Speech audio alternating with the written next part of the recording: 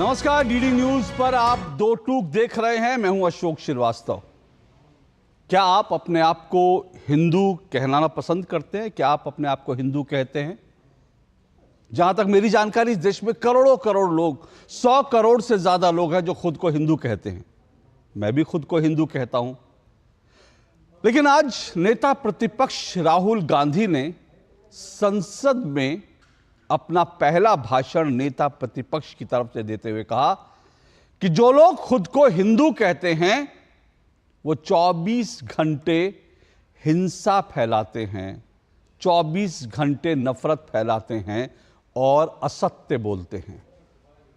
मुझे लगता है जो लोग खुद को हिंदू बोलते हैं उन सबको इस बयान से जरूर तकलीफ हुई होगी। मुझे खुद भी तकलीफ हो रही है यह बयान आपके सामने लाते हुए, इस बयान पर चर्चा करते हुए, क्योंकि किसी भी धर्म को लेकर कुछ इस तरह की बयानबाजी की जाए वो इस देश में ठीक नहीं है। ठीक है कि हम सेकुलर देश हैं, लेकिन सेकुलरवाद हमें यह सिखाता है कि हम सब धर्मों का पालन करें, किसी धर्म को हिंसा से, असत्य से ना जोड़ें, किसी का नाम ना जोड़ें। इस देश में बरसों बरस तक यह बहस होती रही कि जो कश्मीर में जो पाकिस्तान के आतंकी आते हैं इनको इस्लामी आतंकी कहना चाहिए, मुस्लिम आतंकी कहना चाहिए कि नहीं कहना चाहिए। तब इस देश में सबने कहा कि आतंकवाद का कोई धर्म नहीं होता, कोई मजहब नहीं होता, इसलिए आतंकवाद को लेकर किसी धर्म से जोड़ना ठीक नहीं है। लेकिन क्या हिंदुओं को हिंसा से जोड़ना सही है? यह सवाल आज इसमें इसलिए उठा रहा हूं क्योंकि जैसे मैंने बताया, राहुल गांधी अब नेता प्रतिपक्ष हो गए हैं और संसद में बोलते हैं। आज वो खूब बोले, उनका पहला भाषण था, करीब 1.5 घंटे तक बोले। इस भाषण में उन्होंने कई ऐसी बातें कही जो विवादित थी। उन्होंने नरेंद्र मोदी पर, प्रधानमंत्री नरेंद्र मोदी पर, मोदी सरकार पर खूब हमले भी किए, विपक्ष की खूब तालियां भी बटोरी।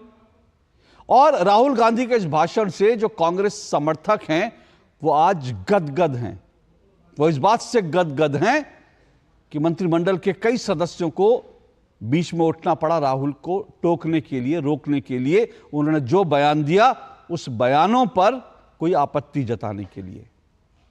ये ठीक है, कांग्रेस समर्थक खुश हो सकते हैं कि आज देखिए पूरा मंत्रिमंडल राहुल गांधी जो है उनके भाषण के जवाब देने के लिए उतरना पड़ा पूरे मंत्रिमंडल को। लेकिन सवाल यह कि जब आप संसद के पटल पर जब आप कुछ ऐसी बातें कहते हैं जिसमें या तो सत्य नहीं होता या अर्ध सत्य होता है या किसी धर्म पर, धर्म विशेष पर कोई हमला होता है, तो फिर इस तरह की प्रतिक्रिया स्वाभाविक है।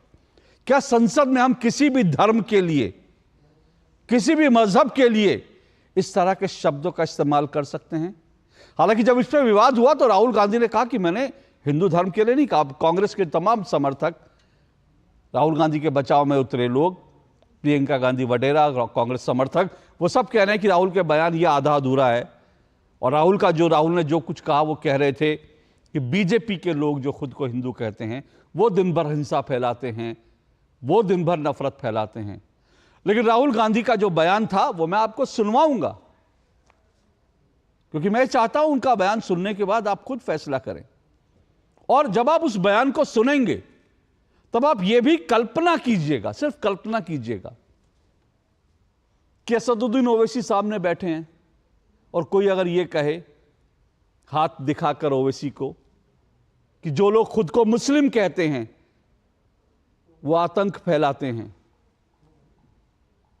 या किसी ईसाई क्रिश्चियन सांसद की तरफ दिखाकर हाथ कोई कहे, जो लोग खुद को ईसाई कहते हैं वो हिंसा फैलाते हैं, आतंक फैलाते हैं। क्या इस तरह की बयानबाजी संसद में एक संवैधानिक पद पर बैठे व्यक्ति को देनी चाहिए? दो टूक में आज हम इस पर चर्चा करेंगे। लेकिन इससे पहले कि मैं राहुल गांधी का बयान सुनवाऊं, और आज राहुल गांधी के जिन जिन बयानों पर विवाद हुआ और जिनको लेकर के सत्ता पक्ष की तरफ से आपत्ति जतानी पड़ी, वो दोनों चीजें मैं आपको सुनवाऊंगा। फैसला आपको करना है। लेकिन मैं एक बात और बता दूं, इस बयान को जब आप देखेंगे तो आप एक पूरी क्रोनोलॉजी समझिएगा। और वो क्रोनोलॉजी यह है कि 20 जुलाई 2009 को, अब देखिएगा 2009 से लेकर आज हम 2024 में हैं, इस बीच एक लंबी क्रोनोलॉजी है, वो आपको मैं ग्राफिक में बताऊंगा, आपके सामने होंगी, फैसला आप करेंगे। लेकिन सिर्फ बता रहा हूं 20 जुलाई 2009 को राहुल गांधी ने अमेरिकी राजदूत के साथ एक बंद कमरे में बातचीत करते हुए, जिसका खुलासा बाद में विकीलीक्स ने किया, राहुल गांधी ने कहा था कि भारत विरोधी मुस्लिम आतंकवादी और जो वामपंथी उग्रवादी हैं उनसे खतरनाक हिंदू आतंकवाद है। और हिंदू आतंकवाद की जो शब्द है, इस शब्दावली की गणना भी यूपीए की सरकार, कांग्रेस की सरकार जब केंद्र में थी, तब हिंदू आतंकवाद शब्द को गढ़ा गया था। तो आप 2009 से लेकर 2024 में, 2009 में राहुल गांधी सिर्फ एक सांसद थे, लेकिन आज जब वो विपक्ष के नेता हैं तो 2009 से लेकर 2024 तक राहुल गांधी के तमाम बयानों का विश्लेषण आप कर लेंगे तो आपको समझ आएगा। क्योंकि कुछ लोग कह रहे हैं कि शायद राहुल गांधी की जबान लड़खड़ा गई, उन्होंने क्लैरिटी के साथ नहीं बोला, लेकिन जब आप विश्लेषण करेंगे तो आपको समझ आ जाएगा जबान नहीं लड़खड़ाई, ये हिंदुओं को लेकर जो नफरत थी वो उनकी जबान से निकल आई। इसी पे आज चर्चा करेंगे। इससे पहले आगे बढ़े, जरा सुनिए तमाम बयान।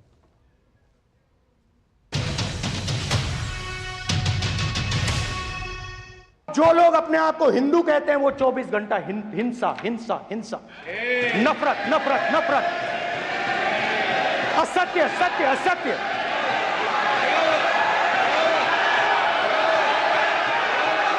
आप हिंदू हो ही नहीं। विपक्ष के नेताजी ने कैटेगोरिकली कहा है कि जो अपने आप को हिंदू कहते हैं वो हिंसा करते हैं। इस देश में शायद इनको मालूम नहीं है, करोड़ों लोग अपने आप को गर्व से हिंदू कहते हैं, गर्व से हिंदू कहते हैं। क्या वो सभी लोग हिंसा की बात करते हैं? हिंसा की भावना को किसी धर्म के साथ जोड़ना, और इस सदन में और संवैधानिक पद पर बैठे हुए व्यक्ति ने, मैं मानता हूं मान्यवर, उन्होंने इसकी माफी मांगनी चाहिए। अग्निवीर शहीद हुआ, लैंडमाइन ब्लास्ट में शहीद हुआ, मैं उसे शहीद कह रहा हूं, मगर हिंदुस्तान की सरकार उसे शहीद नहीं कहती।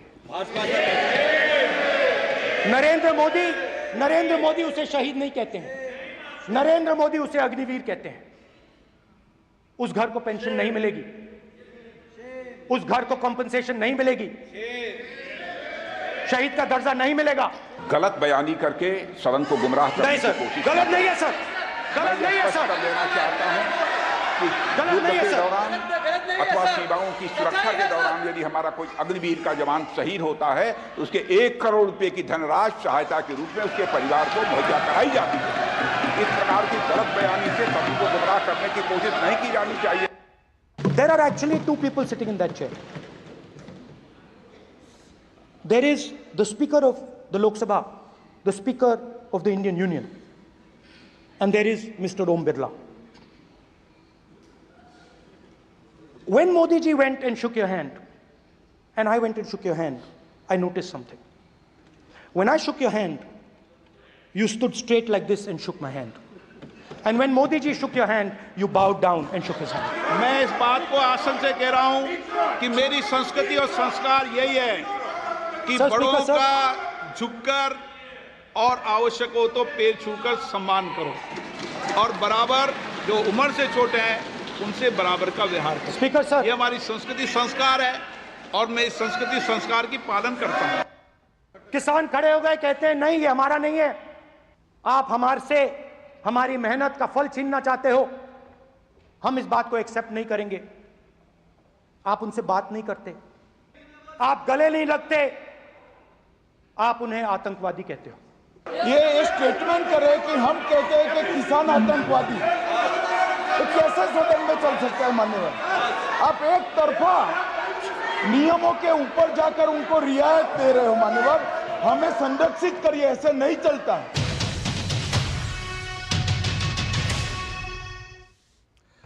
तो संसद में जो कुछ हुआ उसको लेकर संसद के बाहर भी खूब प्रतिक्रियाएं हुई। हालांकि प्रतिक्रियाएं जो मैं पहले ही बता चुका हूं, जो कांग्रेस के समर्थक हैं वो ये कह रहे हैं कि राहुल गांधी के बयान को लेकर के जो है उसका गलत मतलब निकाला जा रहा है, उनको सफाई देनी पड़ रही है। और अगर सफाई देनी पड़ती है किसी बात की तो समझ में आता है कि कहीं ना कहीं वो बात कहने में या तो भाव कुछ और था या फिर दिल में कुछ और था, ज़बान कुछ और थी, या फिर जो ज़बान से निकला वही दिल में भी था और इसलिए सफाई देनी पड़ रही है। लेकिन इसके पहले जो प्रतिक्रियाएं हुई, आपको दो प्रतिक्रियाएं सुनाता हूं। उत्तर प्रदेश के मुख्यमंत्री योगी आदित्यनाथ और आरएसएस के जो प्रचार विभाग के प्रमुख हैं, उन्होंने क्या प्रतिक्रिया दी, जरा सुन लीजिए। उसके बाद आज की डिबेट, आज की इस बहस को आगे बढ़ाऊंगा।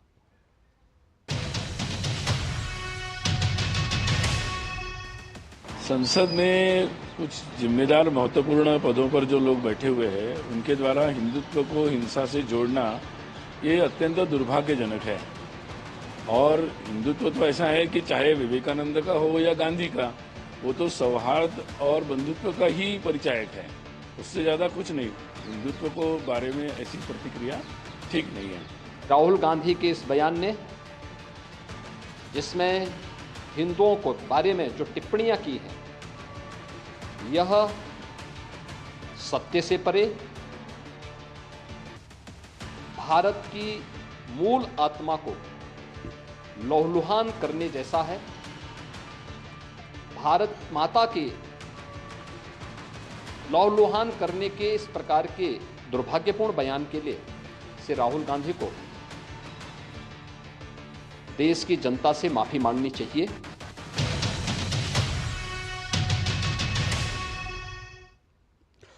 तो सत्ता पक्ष की तरफ से कहा जा रहा है राहुल गांधी को माफी मांगनी चाहिए, उन्होंने हिंदुओं को जिस तरह से हिंसा से जोड़ा है। लेकिन दूसरी तरफ कांग्रेस कह रही है कि राहुल गांधी ने ऐसा कुछ भी गलत नहीं कहा। सिर्फ कांग्रेस नहीं बल्कि इंडी गठबंधन के तमाम सहयोगी पार्टियां भी राहुल गांधी के भाषण को लेकर आज तालियां बजाते और टेबल थपथपाते देखे गए। चलिए, इन सब पर आज चर्चा करेंगे। और आज मेरे साथ आज की डिबेट में जो मेहमान मौजूद है, आइए परिचय करवा दूं। मेरे साथ चार मेहमान आज की डिबेट में जुड़ रहे हैं और चारों मेहमान जुड़ चुके हैं। मेरे साथ रोहन गुप्ता जुड़े हैं, बीजेपी के प्रवक्ता हैं रोहन गुप्ता जी, लेकिन कांग्रेस की राजनीति को सालों तक उन्होंने बहुत करीब से देखा है। मेरे साथ जो है दुष्यंत नागर स्टूडियो में जुड़े हुए हैं।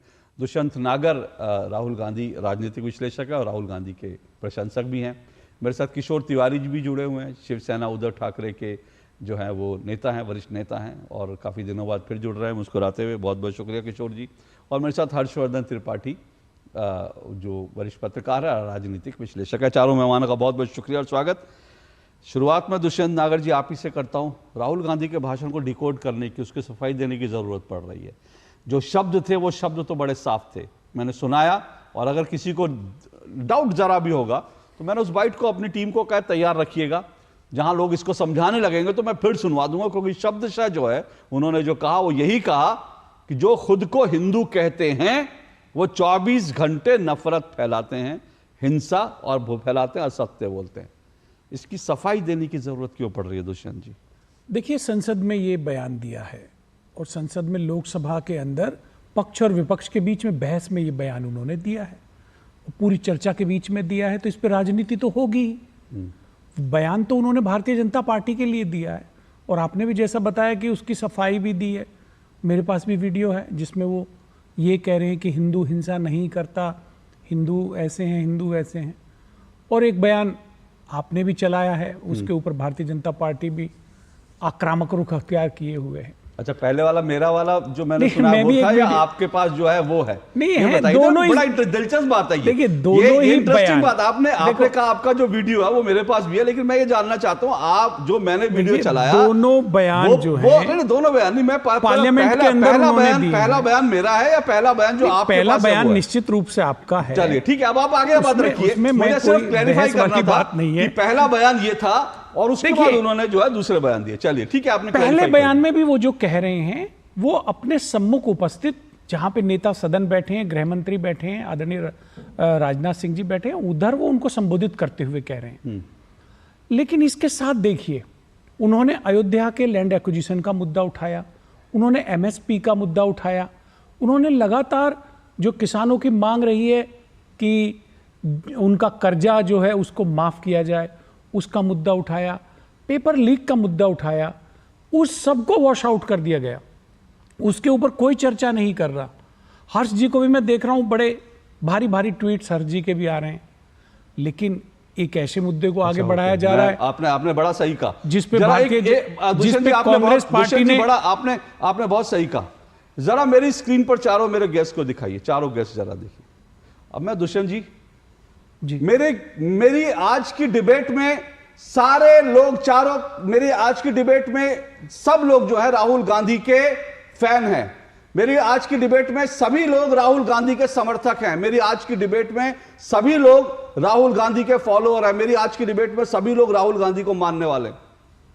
अब इसमें गलती नहीं, मैंने तो नहीं कहा। रोहन गुप्ता राहुल गांधी का समर्थक नहीं है इसमें। सुनिए, मैं आपको कह रहा हूं, अगर बहुत सारी चीजें, अगर मैं ये कहूंगा, बहुत सारी बातें मोदी जी की है, हम पसंद करते हैं। मैं एक बता रहा हूं, मैं आपको नहीं, मैं ये बात नहीं कह रहा हूं। हाँ। मैं ये नहीं कह रहा हूं, तो मैं ये कह रहा हूं, सुनिए ना, मैं क्या कह रहा हूं। अगर मैं ये कहता मेरी डिबेट के अंदर दुष्यंत जी जो है वो राहुल गांधी के समर्थक हैं, तो इसका मतलब मैंने राहुल गांधी से बाकी 3 लोगों को अलग कर दिया। 3 लोगों का स्टैंड अलग अलग हो सकता है, बिल्कुल हो सकता है। मैं क्या कह रहा हूं, मैं यही कह रहा हूं।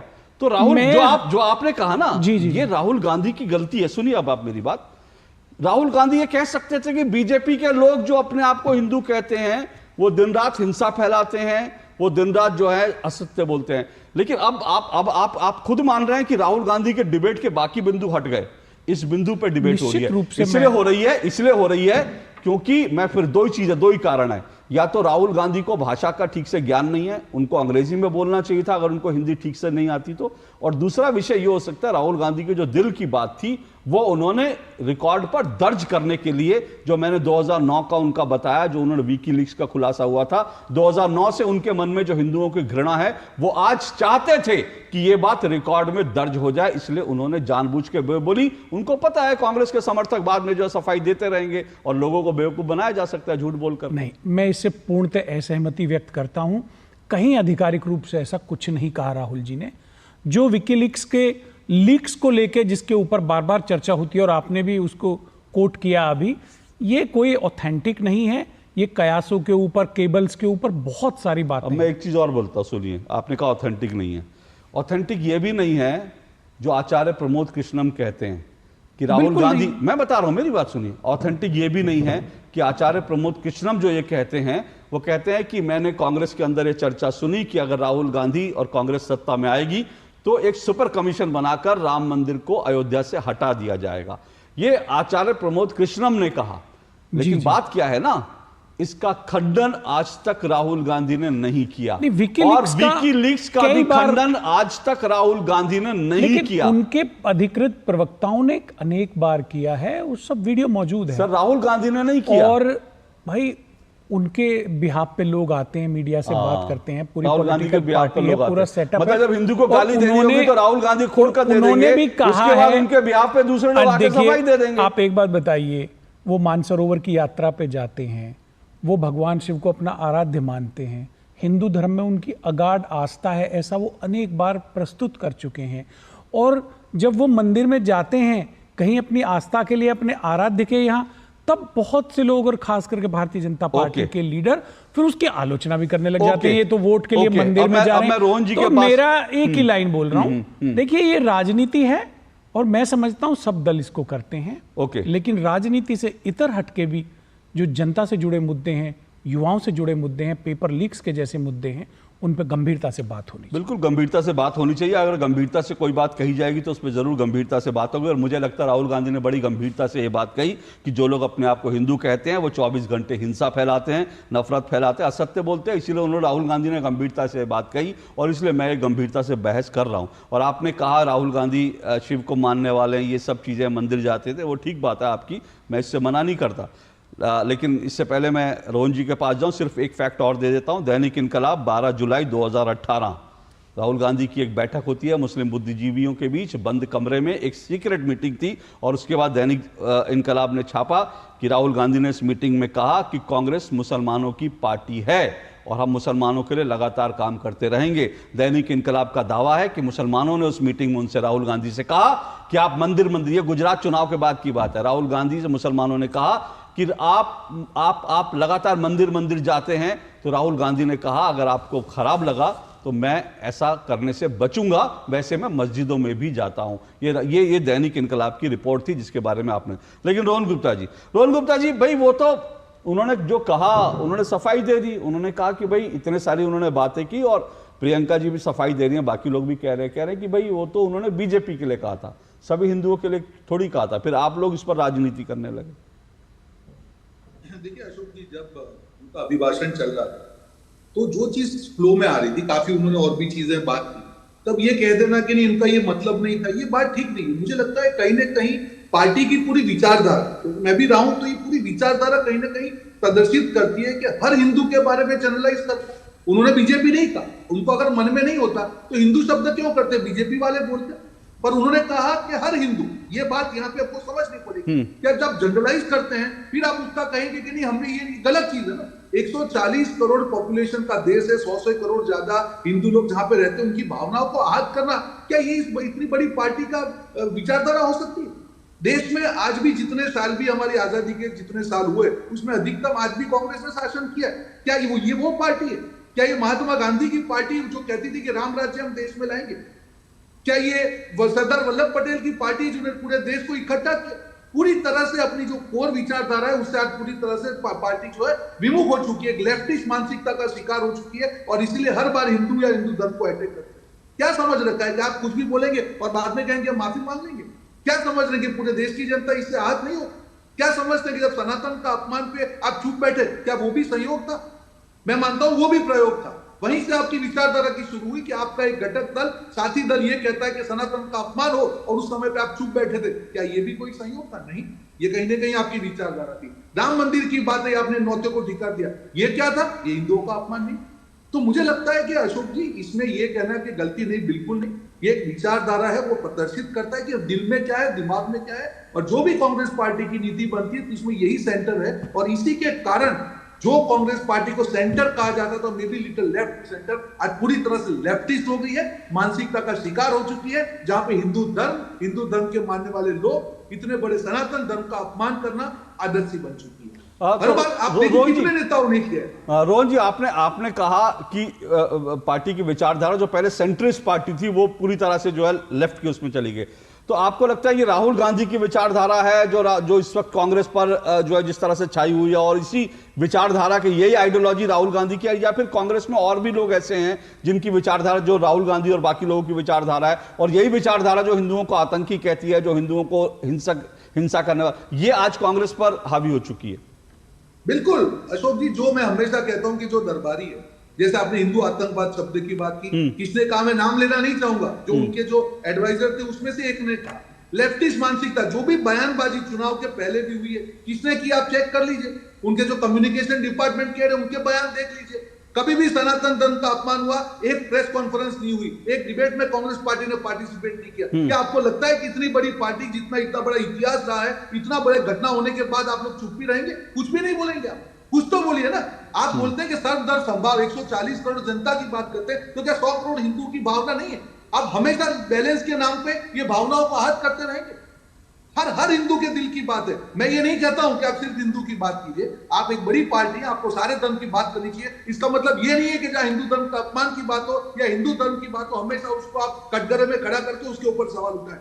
चंद लोगों के लिए आप पूरे हिंदू धर्म पे सवाल नहीं उठा सकते, चंद खराब लोग के लिए आप हिंदू धर्म को गाली नहीं दे सकते। ये पूरा देश आपको देख रहा है, और संसद के पटल में आपने बोला है, उसके बाद आप उसका खुलासा देकर उसका खंडन करेंगे। मुझे नहीं लगता है कि इससे बात बनेगी, क्योंकि ये किसी एक व्यक्ति की बात नहीं है अशोक जी, ये पूरी पार्टी की विचारधारा की बात है। वो सारे नेता जो आज डिसीजन मेकिंग करते हैं, कहीं ना कहीं उनकी मानसिकता देश के सामने आज प्रदर्शित है। ओके, मैं आऊंगा आपका। दुष्यंत जी रुकिएगा एक मिनट, मैं जरा किशोर जी को ले आऊं, और उसके बाद मैं आपको मौका दूंगा। किशोर जी, वैसे तो अभी रोहन जी ने कहा कि राहुल गांधी को बाद में इसके लिए माफ़ी मांगनी पड़ेगी, लेकिन राहुल गांधी तो कह चुके हैं वो वीर सावरकर थोड़ी हैं जो माफ़ी मांगेंगे।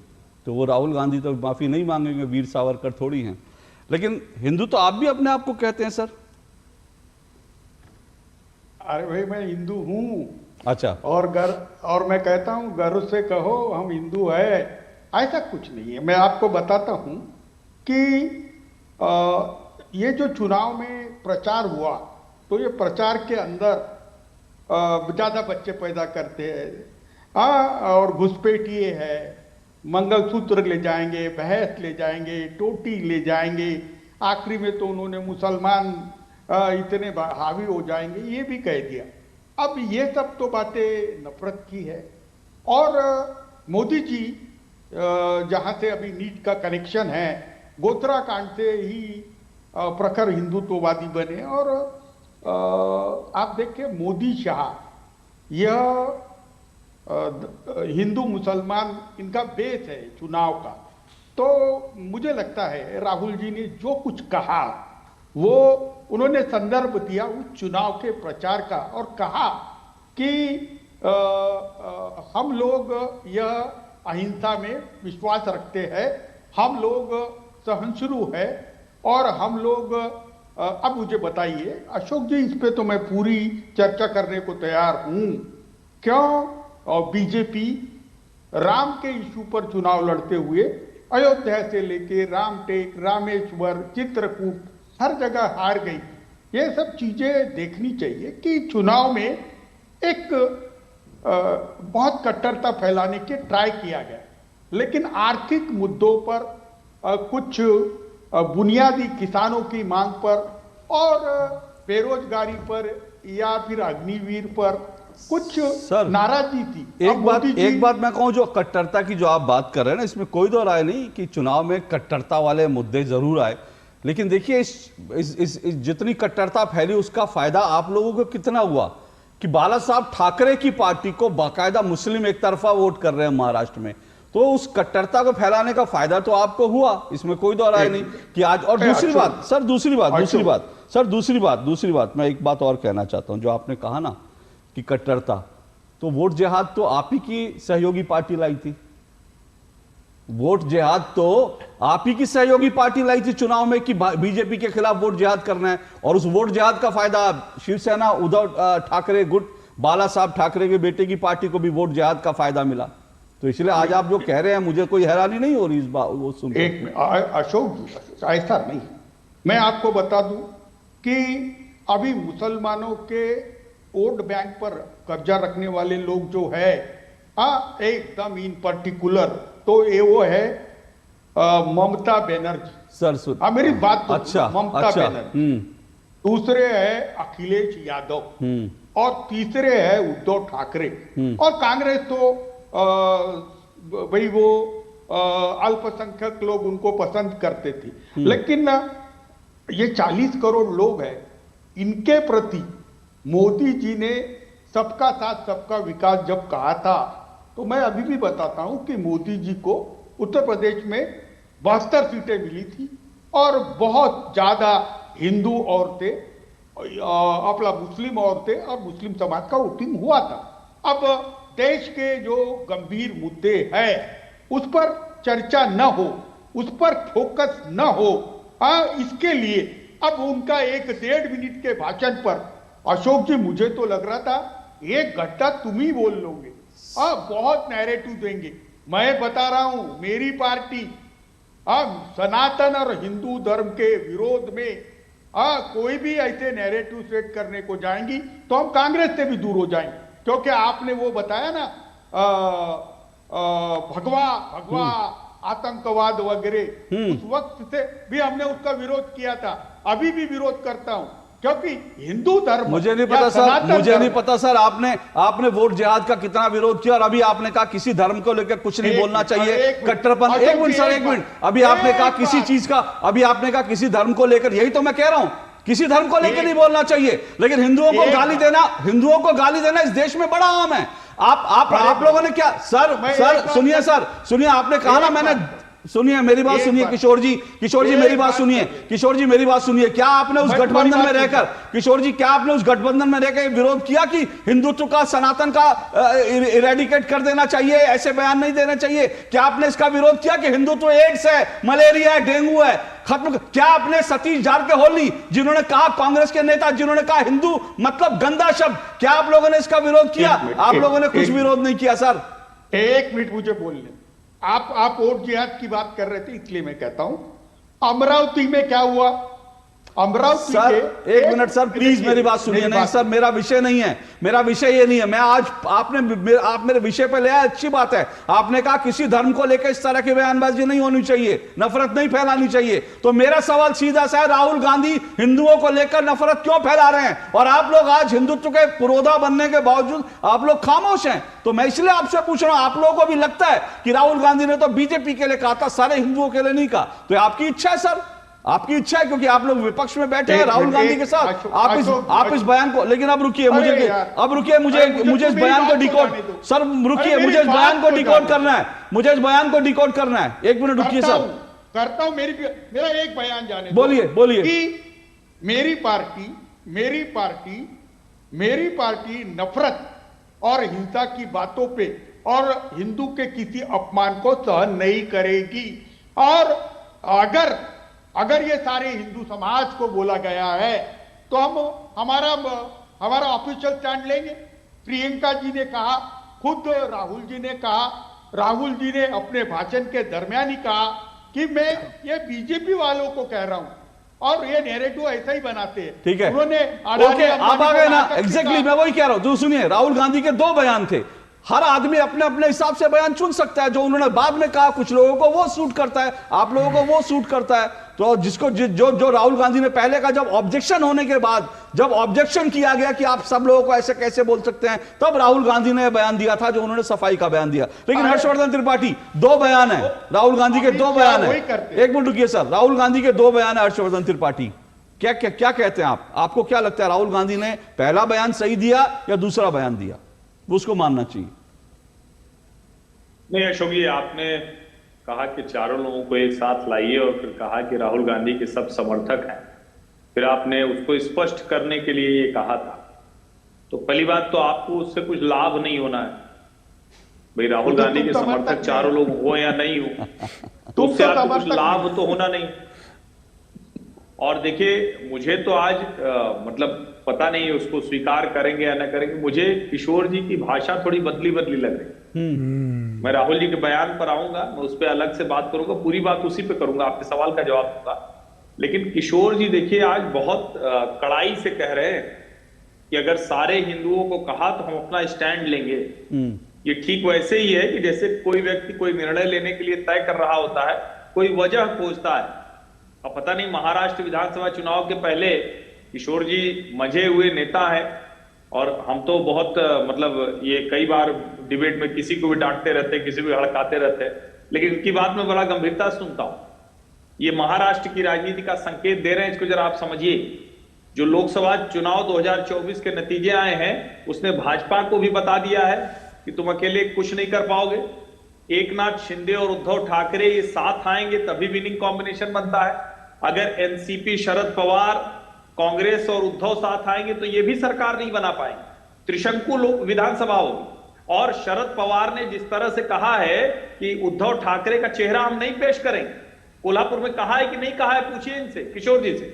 इसीलिए मैं कह रहा हूं कि शिवसेना, उद्धव बाला साहब ठाकरे इस वक्त जो बयान दे रही है उसको गंभीरता से देखना चाहिए। और किशोर जी बड़े नेता है उस पार्टी, इनके कहे हुए को ठीक से सुनना चाहिए। सर एक बात, हर्षवर्धन जी एक छोटा सा इंटरवेंशन ना, जैसे कांग्रेस में 2 धाराएं हैं ना, और इस वक्त कांग्रेस में राहुल गांधी की जो धारा है, जो हिंदुओं को गाली देने वाली, वो भारी है। उसी तरह से शिवसेना, उद्धव ठाकरे में भी 2 धाराएं हैं। एक जो है एक धारा किसे किशोर तिवारी आते हैं जो संघ बैकग्राउंड से आते हैं, और एक धारा में प्रियंका चतुर्वेदी जैसी आती हैं जो कांग्रेस की धारा से आई हुई हैं। तो वहां भी 2 धाराएं, आप देखना कौन सी धारा कब भारी पड़ती है। लेकिन आप अपनी बात एक मिनट विशाल स्पष्ट करने दो उनको। एक मिनट मैं क्लियर कर देता हूं। एक मिनट मैं बोल देता हूं कि अगर उद्धव ठाकरे के नेतृत्व में सरकार बनेगी, और सरकार किससे बनेगी, क्या बनेगी, वो उन पार्टियों को तय करना है। हाँ, हमारा आना तो तय है। महाराष्ट्र ने ये डिसीजन ले लिया है कि उद्धव जी को मुख्यमंत्री बनाना सर, है। मेरा महाराष्ट्र में चर्चा कर लेंगे, कोई बात नहीं, 2 दिन बाद। हाँ, रोहन जी रिस्पॉन्ड कीजिए, फिर मुझे छोटा, एक मिनट, रोहन जी का छोटा सा रिस्पॉन्ड। हाँ, अशोक जी एक ही चीज कहना चाहूंगा कि किशोर जी ने जो अपनी बात करी, उन्होंने कहा कि अगर ये स्टेटमेंट स्टैंड लेंगे, तब सावर जी के बारे में भी तो कहा था, तब भी आपने स्टैंड नहीं लिया। तो मैं मानता हूं हर्ष जी की बात से कहीं ना कहीं थोड़े से सुर बदले हुए हैं। मुझे लगता है अच्छी चीज है, कहीं ना कहीं अंतरात्मा की बात जागनी चाहिए। अशोक जी मुद्दा क्या है? तो मुझे लगता है कि राजनीति के लिए हिंदू को गाली देना जो फैशन बन चुका है, कांग्रेस पार्टी हो या विपक्ष, ये समझना पड़ेगा कि ये क्या है। ये कहीं ना कहीं जो तुष्टीकरण की बात की, जब भी मोदी जी ने पूरे लोकसभा चुनाव में बात की, उन्होंने तुष्टीकरण का विरोध किया। उन्होंने ये भी कहा कि मैं हर भारतीय के साथ में 140 करोड़ जनता की हम बात करेंगे, जितनी भी सरकार की योजना है उसका लाभ 140 करोड़ भारतीयों को मिल रहा है, पर तुष्टीकरण नहीं होना चाहिए। मुझे लगता है कि आज का जो बयान है वही तुष्टीकरण की श्रृंखला में और एक कदम है कांग्रेस पार्टी का, कि उनको खुश करना एक पर्टिकुलर वर्ग को, कि नहीं ठीक है हिंदुओं को गाली दो, इससे बाकी की जो हमारी वोट बैंक है और मजबूत हो जाएगी और खुश हो जाएगी, हमारी सीटें बढ़ी है, इसको और कंसोलिडेट करना चाहिए। तो इसको आप गलती मत मानिए। जब भी आपको इतनी बड़ी इस प्लेटफॉर्म पे एलओपी इतना बड़ा बयान देते हैं, तब क्लैरिफिकेशन से काम नहीं चलता है। ये हकीकत देश के सामने लेके आई। बिल्कुल अभी आपने कहा स्टार्टिंग बोलिए जल्दी से। आपने और एक चीज मैं कहना चाहूंगा, जो 5-7 मुद्दों की उन्होंने बात की, दूसरे मुद्दे वो भी मैं बात करना चाहूंगा। ये आपकी कथनी और करनी में फर्क नहीं होना चाहिए। उन्होंने 5 बातें की, मैं 5 का आपके दर्शकों के सामने खुलासा करना चाहूंगा। आज किशोर जी रुकिए, किशोर जी एक मिनट रुकिए, आपके बीच में नहीं, मैं मेरी बात खत्म। उन्होंने कहा अदानी अंबानी के बारे में, उन्होंने कहा देश के 2 सबसे बड़े वेल्थ क्रिएटर को राहुल जी ने जब गाली दी, तब मैं कहना चाहूंगा कल तेलंगाना का न्यूज है कि वहां पे बिजली बिल के कलेक्शन का काम अदानी को दिया गया। तो आपने क्यों, आपकी जहां पे सरकार है वहां पे आप गाली नहीं देते हैं? डबल बात क्यों कर रहे हैं? दूसरी एक चीज आपको कहना चाहूंगा, राजस्थान की आपको बात करूंगा, जिन महिलाओं की उन्होंने बात की, आज महिला सुरक्षा की राजस्थान में क्या हाल थी? जब कांग्रेस की सरकार थी, आप देख के निकल के हर रोज न्यूज़पेपर में महिला सुरक्षा का पेपर लिखी, उन्होंने बात की।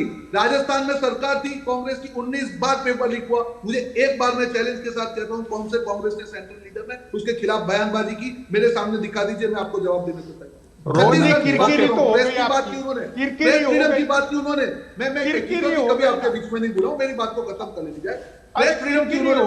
किशोर जी एक मिनट रुकिए, मैं मौका दूंगा। हमारे साथी है, उनके खिलाफ केसेस, गलत केसेस हुए, आज देश के सामने वो चीज खड़ी है। तो आज महंगाई की बात कर रहे हैं राहुल जी, मुझे बताइए कर्नाटक में अभी भी पेट्रोल और डीजल पर टैक्स बढ़ा के महंगाई का मार कर दिया। तो 5 नैरेटिव की जो बात की, किसानों की बात कर रहे हैं, राजस्थान में वादा किया था, मध्य प्रदेश में किसानों का ऋण माफ का बात किया था, आज भी वो काम पूरा नहीं हो पाया। जितनी भी बातें की राहुल जी ने, जहां पे भी जनता ने उनको मौका दिया या कांग्रेस पार्टी को मौका दिया, एक भी मुद्दे पे, जिन मुद्दे पे आज वो राजनीति एक भी मुद्दे पे उन्होंने ओके किशोर जी मैं मौका दूंगा, मुझे एक ब्रेक लेना, मैं मौका दूंगा।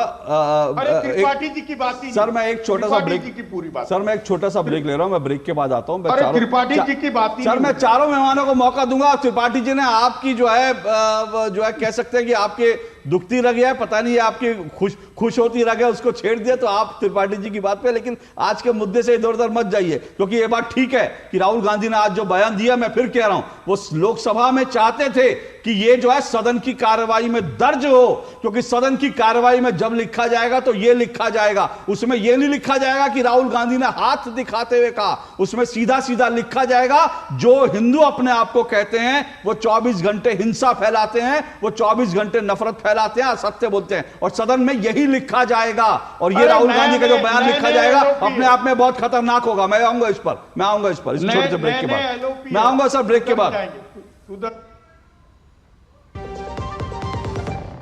अरे क्या हो गया, पूरा का पूरा गांव यहाँ आ गया। भैया इसी हाथ से चारा खिलाते हो, तभी तो आपके गाय भैंसों की ब्याज सबसे ज्यादा है। पगले ये चमत्कार इस हाथ का नहीं, हाथ में जो कपिला पशु आहार है उसका है, जो पशुओं की सेहत अच्छी रखता है और ब्याज भी बढ़ाता है। कपिला देश का नंबर 1 पशु आहार। बात जब पीढ़ियों के लिए बनने वाले घर की हो तो जिम्मेदारी बड़ी हो जाती है। गैलेंट समझता है ये जिम्मेदारी। अब डबल एम रिब्स के साथ गैलेंट एडवांस TMT रीबार, निर्माण का रियल हीरो। जल्दी करो यार प्लीज, जल्दी। दूसरा कोई मैच है क्या? ऐसा ही कुछ है यार, बैंक जाना है दादाजी को लेके। हाँ यार, उम्र होने पर कभी कभी मदद तो लगती है, पर बैंकिंग में नहीं। वैसे भी RBI कहता है सीनियर सिटीजन सबसे पहले। अगर आप 70 साल से ऊपर हैं और आप बैंक नहीं जा सकते तो बैंक आएगा आपके पास जरूरी सेवाएं लेकर, वो भी वाजिब दरों पर। सीनियर सबसे पहले। RBI कहता है जानकार बनिए, सतर्क रहिए। काफी टैलेंटेड है आपकी बेटी। सर बड़ी होकर इंडिया के लिए खेलना चाहती है, उसके फ्यूचर के लिए अभी से मैंने सेविंग भी स्टार्ट कर दी है। फ्यूचर की बात है तो सिर्फ उसे नहीं, आपको भी मैदान में उतरना पड़ेगा। मुझे? इनका मतलब है म्यूचुअल फंड्स के मैदान में। सिर्फ सेविंग्स नहीं, हर महीने म्यूचुअल फंड्स में भी इन्वेस्ट कीजिए। वरना आपकी बेटी तो बड़ी होगी पर उसके लिए सेव किए हुए पैसे शायद उतने ही रह जाएंगे। सही है सर। म्यूचुअल फंड निवेश बाजार जोखिमों के अधीन है। योजना से जुड़े सभी दस्तावेजों को ध्यान से पढ़ें। चुटकुला समझ नहीं आया? समझ तो ये नहीं आता कि खेत धान का या खरपतवार का। तो इसमें समझना क्या है दोस्त? ले आओ धान के खरपतवारों का स्पेशलिस्ट ग्रीन लेबल। IIL के ट्रैक्टर ब्रांड का ग्रीन लेबल, धान के खरपतवारों का स्पेशलिस्ट। गोल्डी छोले मसाले, जहाँ जाए रिश्ते बनाए। जहाँ जाए रिश्ते बनाए, गोल्डी मसाले। दो टूक आप देख रहे हैं और दो टूक में आज हम चर्चा कर रहे हैं क्या हिंदू हिंसा फैलाते हैं। ये हम चर्चा इसलिए कर रहे हैं क्योंकि राहुल गांधी ने आज संसद में कहा कि जो लोग खुद को हिंदू कहते हैं वो 24 घंटे हिंसा फैलाते हैं, नफरत फैलाते हैं और असत्य बोलते हैं। हालांकि जब प्रधानमंत्री नरेंद्र मोदी ने इंटरवीन किया तो उसके बाद उन्होंने कहा कि बीजेपी वाले जो हैं, बीजेपी वाले हिंदू नहीं है, बीजेपी वाले इस तरह से कहते हैं। इन्हीं सब पर हम चर्चा कर रहे हैं। रोहन गुप्ता मेरे साथ जुड़े हैं बीजेपी से, किशोर तिवारी जी जुड़े हुए हैं शिवसेना, उद्धव ठाकरे के वरिष्ठ नेता हर्षवर्धन त्रिपाठी मेरे साथ जुड़े हुए हैं, वरिष्ठ पत्रकार है, और दुष्यंत नागर जो राजनीतिक विश्लेषक हैं और राहुल गांधी के समर्थक हैं। तो सवाल यह है दुष्यंत जी, राहुल गांधी ने जो बयान दिया वो सीधे सीधे ये है कि अब उनकी विचारधारा तो साफ तौर पर दिखा रहे हैं, जिसका जिक्र जो है रोहन गुप्ता ने भी किया कि कांग्रेस में ये विचारधारा, और इसी तरह से जो लेफ्ट और कांग्रेस में जो हिंदू विरोधी विचारधारा है उसी के कारण, हावी होने के कारण रोहन गुप्ता, राधिका खेड़ा या प्रमोद कृष्णम जैसे लोगों को कांग्रेस से किनारा करना पड़ा। जी देखिए, बिल्कुल ये बहुत गंभीर प्रश्न है और ये चर्चा में आया है, रोहन जी लेके आए हैं, मैं इस पे बोलना चाहता हूँ। 2010-11 से जब से भारत में वैकल्पिक मीडिया और सोशल मीडिया का उदय हुआ है, तब से ओबीसी, SC, ST के लोग, आदिवासी समाज के लोग, जिनको अपेक्षाकृत पूर्व में मेन स्ट्रीम मीडिया में अपनी आवाज़ रखने के लिए, अपने मुद्दे रखने के लिए कम जगह मिलती थी, वो लोग अपनी समस्याओं को लेके देश के, दुनिया के सामने आए और भूमि अधिग्रहण जैसे मुद्दे, किसानों के मुद्दे, उनके साथ राहुल जी ने अपने आप को एसोसिएट किया। वो हमारे ग्रेटर नोएडा में भी आए, अन्य जगह पे भी बहुत सारी जगह उन्होंने ट्रैवल किया, लोगों से मिले, पिछड़ी जाति के लोगों के मुद्दों को वो प्रमुखता से लाए और उसी का नतीजा है आज 14 साल के बाद पहली बार संसद में 26% ओबीसी के लोग जीत के आए हैं। विपक्ष की पार्टियों ने ज़्यादा लोगों को टिकट भी दिया, ज़्यादा अवसर भी मिले। तो जो बार बार कहा जाता है कि भाई वो लेफ्ट लीनिंग नहीं है, वो पिछड़े और दलितों को आगे लाने का काम कर रहे हैं और उसी से कहीं ना कहीं भयग्रस्त होके या असुरक्षित महसूस होके एक वर्ग है कांग्रेस का जो पार्टी छोड़ के जा रहा है। तो पिछड़ों को कह रहे हैं आप आगे लाने के लिए, हर्षवर्धन त्रिपाठी, एक मिनट अच्छा रोहन जी रिस्पॉन्ड कीजिए, फिर हर्षवर्धन जी के पास आऊंगा। वो कह रहे हैं पिछड़ों को, दलितों, ओबीसी को जो है उनकी आवाज बने हैं राहुल गांधी और इसलिए जो है ये इतनी बड़ी उनको जीत मिली है। मुझे समझ में नहीं आ रहा कि हिंदुओं को गाली देकर वो पिछड़ों को कैसे आगे ला रहे हैं। मुझे तो कोई लॉजिक ही समझ में नहीं है, कहीं बातों का कोई जोड़ ही नहीं है। आप आवाज उठाइए ना, पर उसमें हिंदुओं को गाली देना कहां जरूरी? क्यों आप वो लिमिट क्रॉस करते हैं? क्यों आप सनातन पे चुप रहते हैं, हिंदुओं को खुद ही अपमान करते हैं? अभी तक तुम चुप रहने की बात करते थे, आज तो उन्होंने पूरे देश के सामने संसद के पटेल पे हिंदुओं का अपमान कर दिया। इसमें कैसे ये दलित और पिछड़ों की राजनीति कैसे हुई? ओबीसी का ओबीसी का नाम लेने में भी दिक्कत हो रही है। एक मिनट हर्षवर्धन त्रिपाठी, जो बात अभी दुष्यंत जी ने कही और जो बात अभी रोहन गुप्ता जी ने कही, दोनों बातें मुझे लगता है अपनी अपनी जगह से अपनी जगह स्टैंड करती हैं, क्योंकि हिंदुओं को विभाजित करना राहुल गांधी की एक रणनीति रही। इसमें दलित और ओबीसी को विभाजित कर देना, हिंदुओं को जिस तरह से बीजेपी ने एकजुट करने की कोशिश की थी राम मंदिर आंदोलन से, राहुल गांधी की यही रणनीति थी कि हिंदुओं को बांट दो, ओबीसी दलित के नाम पर बांट दो, बाकी हिंदुओं को जो है गाली देते रहो। तो इससे जो है मुस्लिम साथ रहेगा, ओबीसी दलित वोट साथ आ जाएगा, यह जीत का फॉर्मूला बन जाएगा। तो मुझे लगता है दोनों ही चीजें जो है अपनी अपनी जगह सही ट्रैक पर जाती हुई दिखती है। देखिए अशोक जी, मुझे सबसे पहले तो स्पष्टता से कहना है कि कांग्रेस की नीति राम और राष्ट्र की नीति नहीं। वंदे मातरम एक बड़ा वर्ग है और स्पष्ट तौर पर कहें तो मुसलमानों का वर्ग है जो वंदे मातरम नहीं कहता, नहीं बोलता। वो राष्ट्र की नीति के साथ नहीं हो सकता, राम की नीति के साथ नहीं हो सकता है। और राम और राष्ट्र की नीति को कैसे आप देखेंगे तो जरा ध्यान से देखिए। वोट मिलना, कितने हिंदू कितनी जातियों में बटे हैं वो अलग है, लेकिन कैसे उस नीति का विरोध होता है राम मंदिर आंदोलन का विरोध करना अलग बात। जब राम मंदिर बन जा रहा हो तब अलग अलग वजहों से शिखर नहीं ठीक है, वास्तु दोष गड़बड़ है, ये शंकराचार्य जी कह रहे हैं, ये भूमि पूजन कैसे कर दिया, ये प्राण प्रतिष्ठा कैसे कर दिया, मुख्य यजमान कौन होगा, कौन नहीं आया, दलित है कि नहीं, पिछड़ा है कि नहीं। और जब फिलिस्तीन में गाजा पर हमला होता है, हमास आतंकवादी संगठन ने इजराइल पर किया था, इजराइल ने अटैक किया, देश के तौर पर भारत सरकार फिलिस्तीन के साथ और इजराइल के साथ खड़ी रही। लेकिन प्रियंका गांधी वाड्रा किसके साथ खड़ी रही? प्रियंका बाकायदा फिलिस्तीन में जो हमला जो इजराइल पर हुआ तो वो सिर्फ और सिर्फ गाजा के साथ खड़ी रही। I stand with Gaza. और जिस तरह से प्रियंका ने लगातार 3 पोस्ट, उसको देखना चाहिए, देश के बड़े मुद्दों पर भी प्रियंका जी की इतनी पोस्ट नहीं आती। सोनिया जी ने बाकायदा एक लेख लिखा था, उसमें भी चर्चा की गई थी, अगर आपको ध्यान है। बिल्कुल। राहुल गांधी और कांग्रेस लंबे समय से टेस्ट कर रहे हैं इस देश में हिंदू राजनीति को अपमानित करने का प्रयास। जयपुर में महंगाई पर रैली थी और वहां जाकर राहुल गांधी हिंदुत्व और ISIS और हिंदुत्व कैसे असली हिंदू नकली हिंदू, वो पुस्तक याद होगी सलमान खुर्शीद की आपको। एक समय में हिंदुत्व को ISIS और बोको हराम से तुलना की जाने लगी। वो दिग्विजय सिंह का आपको याद होगा, जब हमला हुआ मुंबई पर 26/11, तो RSS की साजिश 26/11 है। कलावा वो कसाब के हाथ में है, जोड़ देने की कोशिश हुई। हिंदू आतंकवाद शब्द लाने की कोशिश में हुई। सत्ता में रहते और सत्ता से बाहर, क्योंकि हिंदू राजनीति के प्रमुख होने का, प्रबल होने का, प्रभावी होने का सीधा सा अर्थ है भारतीय जनता पार्टी प्रभावी होगी। वीर सावरकर के स्थापित होने का मतलब भारतीय जनता पार्टी या ऐसी जो पार्टियां होंगी प्रभावी होंगी, तो शिवसेना भी शामिल है। इसलिए माफी वीर कहे जाते हैं स्वतंत्र वीर विनायक दामोदर सावरकर। राहुल गांधी हूं, राहुल सावरकर नहीं। और अगर आप देखिए तो जो भी हिंदू आस्था चेतना के प्रतीक हैं, काशी विश्वनाथ धाम बना, कांग्रेस ने पूरा माहौल बना दिया, मंदिर तोड़े जा रहे हैं, मंदिर तोड़े जा रहे हैं, मंदिर तोड़े जा रहे हैं।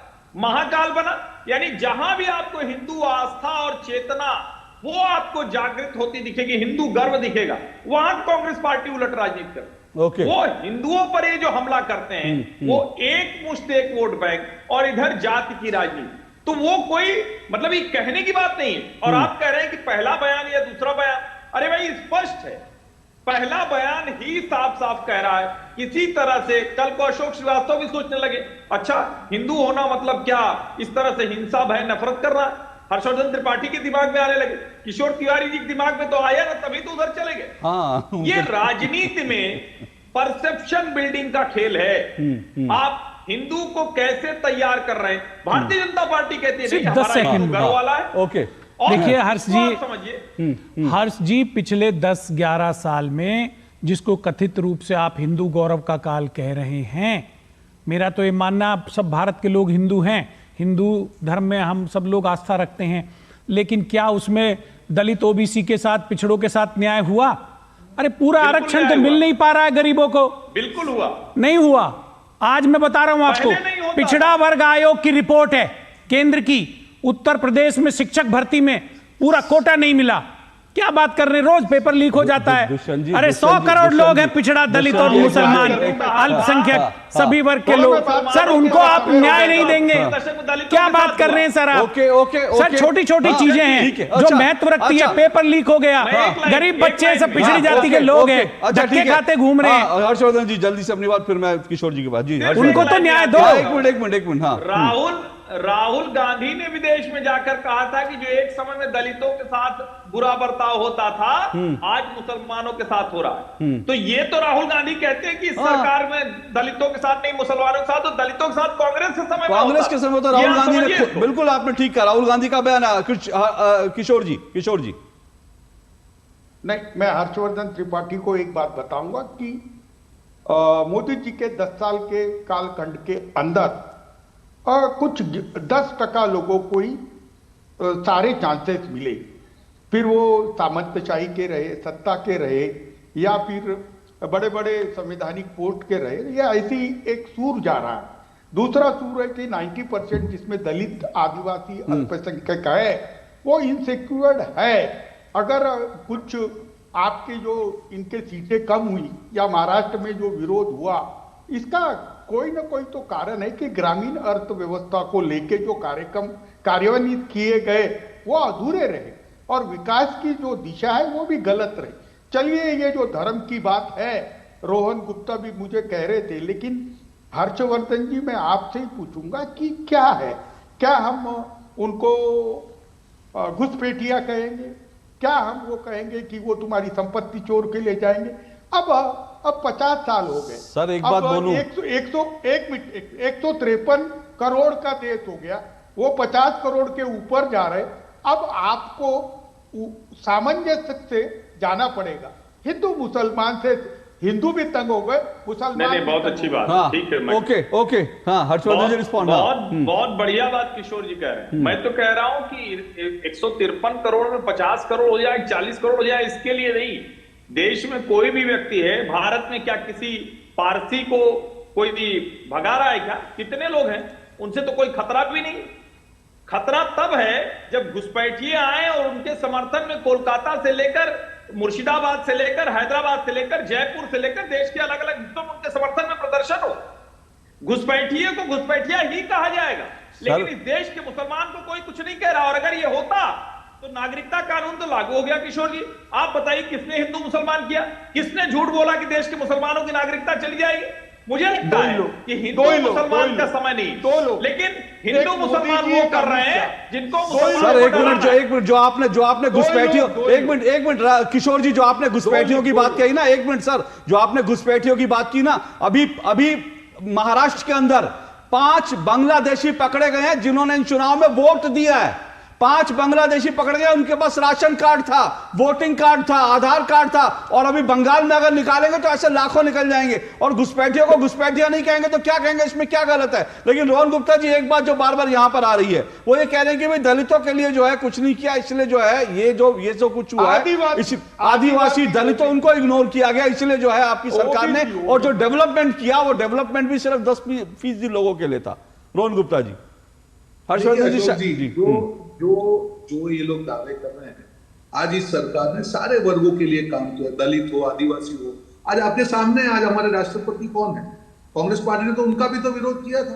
तब क्या आदिवासी का विरोध नहीं? जब दलित राष्ट्रपति तब भी उन्होंने विरोध किया था। तो मुझे नहीं लगता है कि इस प्रकार की बातें करके देश को गुमराह करना चाहिए। मुद्दा यहाँ पे ये है कि जब भी आप एक विपक्षी पार्टी होते, आप मुख्य मुद्दों की बात कीजिए। उसमें 2 चीज इंपॉर्टेंट है। एक, आप अपने मुख्य मुद्दे से भटकिए मत। जब आपने आज हिंदुओं को गाली दी है, पूरा देश इसको माफ नहीं करेगा। इसको आप छोटी चीज मत समझिए। सुनिए, ये जो दिल से बात निकली है, पूरा देश इसका रिटेलिएशन करेगा, क्योंकि आपको आपके तुष्टीकरण के लिए हिंदुओं को गाली देने का अधिकार नहीं। नंबर 2, जब आप 5 अलग अलग मुद्दों की बात करते हैं, महंगाई, बेरोजगारी, अदानी अंबानी, ये सारी जो भी महिला सुरक्षा, जहां जहां पे भी आपकी सरकार बनी, आपको जनता ने मौका दिया। मुझे बताइए क्या हाल है? क्यों आपकी कोई सरकार रिपीट नहीं होती है? मैं और एक चीज कहना चाहूंगा, आज यहाँ पे मॉरल विक्ट्री के नाम पे एक राजनीति हो रही है अशोक जी कई दिनों से। मैं आपको एग्जांपल देना चाहूंगा कांग्रेस शासित राज्यों का। हिमाचल में उनकी सरकार है, कितनी लोकसभा सीट आई? 0। कर्नाटक में उनकी सरकार है, कितनी सीटें कम हुई? आपके सामने आंकड़ा निकाल के देख लीजिए। जहां जहां पे भी उनकी सरकारें हैं, वहां पे उनकी सीटें लोकसभा में कम हुई है। राजस्थान में उनकी सरकार रिपीट नहीं हुई, छत्तीसगढ़ में उनकी सरकार रिपीट नहीं हुई, मध्य प्रदेश में उनकी सरकार रिपीट नहीं हुई। तो ये क्या दर्शाता है? क्या आप मुद्दों को लेकर जनता के सामने जाते हैं? जनता के सामने जब हकीकत आती है, जनता आपको नकार देती है। जहां जहां कांग्रेस की सरकारें थी, हर जगह पे लोकसभा चुनाव में उनको मुंह की खानी पड़ी है, और एनडीए के 2 राज्यों की सरकारें ऐड हुई है, फिर भी आज मॉरल विक्ट्री के नाम पे कुछ भी बोल रहे हैं। जिस हिसाब से आज भाषणबाजी, बयानबाजी लोकसभा में हो रही थी, अशोक जी कहीं ना कहीं ये दर्शा रहा था कि उनको लगता है मन में कि हम विजयी हो गए, हमारी विचारधारा ठीक है। नहीं, आपने एक ही सेंटेंस में असली इस विचारधारा को देश के सामने उजागर करके रख दिया कि आपको 100 करोड़ हिंदुओं को गाली देकर अपनी राजनीति करनी है, अपना तुष्टीकरण का जो उद्देश्य है उसको हमको कामयाब करना है। देश की जनता आज ये समझ चुकी है। आप मुद्दे उठाइए, आपका अधिकार है विपक्ष में, बिल्कुल किसी ने अधिकार नहीं दिया है। बिल्कुल, मतलब मैं दुष्यंत जी बहुत संक्षेप में आपको एक डेटा देकर मैं आपसे, क्योंकि ये इंपॉर्टेंट है, आपने एक डेटा दिया, मैं आपको कर्नाटक का भी 16 फरवरी 2024 को कर्नाटक का जो है पूरा बजट आया। इसमें इस बजट में क्या तस्वीर थी ये हिंदुओं को समझना चाहिए, और जो हिंदुओं से जो नफरत है ना वो समझना चाहिए। वो बिना वजह नहीं, उसके कई सारे कारण हैं। इस कर्नाटक के बजट के अंदर हिंदू मंदिरों से 450 करोड़ रुपए की कर्नाटक सरकार की कमाई हुई है। हिंदू मंदिरों से 450 करोड़ रुपए कर्नाटक सरकार की कमाई हुई है, और 330 करोड़ रुपए ईसाई जो संस्थाएं हैं और जो मुस्लिम संस्थाएं हैं उन पर खर्च किया गया वेलफेयर के नाम पे। तो हिंदुओं से खींचना और बाकी धर्मों को देना और हिंदुओं को गाली देना, मुझे लगता है ये अब नहीं चलना चाहिए। दुष्यंत जी, देखिए, ऐसे कोई किसी धर्म विशेष को, और खास करके बहुसंख्यक जो समुदाय भारत का है, कांग्रेस के किसी नेता ने गाली नहीं दी, आज तक नहीं दी। सर सतीश जारकिहोली, हिंदू शब्द का मतलब है गंदा। पता नहीं सर, राहुल गांधी ने खुद कहा। ऐसे कोई आप किसी ऐसे नेता की बात करिए जो नेता लोकप्रिय नेता है, जो पार्टी का कोई चेहरा है, कोई विधायक तो होना चाहिए कम से कम। सीडब्ल्यूसी ने फिलिस्तीन के पक्ष में प्रस्ताव पारित किया, क्या वही सीडब्ल्यूसी, क्या डीएमके के खिलाफ? भारत सरकार ने भी फिलिस्तीन का संयुक्त राष्ट्र संघ में साथ दिया। मेरा पूरा बयान तो सुन लीजिए, मैं क्या कह रहा हूं। क्या वही कांग्रेस सरकार डीएमके के खिलाफ प्रस्ताव नहीं पारित कर सकती थी कि हिंदुओं को गाली देना, सनातन को एड्स कहना, डेंगू मलेरिया कहना, सनातन का समूल नाश करना, ये नहीं होना चाहिए? क्यों नहीं किया प्रस्ताव पारित? और ये बात किशोर जी ने भी नहीं पूछी। सुन लीजिए, अरे किशोर जी को पता है, पवन खेड़ा जी जो कम्युनिकेशन डिपार्टमेंट के उनके हेड हैं मीडिया के, उन्होंने बाकायदा प्रेस कॉन्फ्रेंस करके कहा। राहुल गांधी का सवाल हो रहा है, पवन खेड़ा अगर उनसे कोई प्रश्न करा होता तो वो भी जवाब देते। हिंदुओं को गाली देंगे और नहीं, गाली नहीं दिया ये सर, ये बिल्कुल मिथ्या है। दुष्यंत नागर कहेंगे नहीं, वो मिथ्या है, गलत है। चलिए, मेरे पास समय इतना ही है सर, लेकिन मैं फिर कह रहा हूं, ये जो हिंदुओं को इस तरह से बार बार प्रताड़ना करना, हिंदुओं के खिलाफ बोलना, मुझे लगता है किसी को शोभा नहीं देता। जब हम किसी के खिलाफ नहीं बोलते, किसी मजहब के खिलाफ नहीं बोलते, और फिर हिंदू जो है वो इस तरह से हमेशा दुत्कारने के लिए, हिंदुओं को गाली देने के लिए, इस तरह का नहीं है। ये हर राजनेता को सोचना चाहिए। लेकिन राहुल गांधी ने जो कहा उसके पीछे एक गंभीर सोच है। इस बात को जो है, ये डिबेट में भी चीजें आई। बाकी आपको रोहन जी, मेरे पास समय खत्म हो गया। जी अच्छा, जल्दी 10 सेकंड दीजिए रोहन जी को, जल्दी से। ये कह रहा हूं क्योंकि मैं भी यही विचारधारा से आहत होके उस पार्टी में 15 साल ये निकला।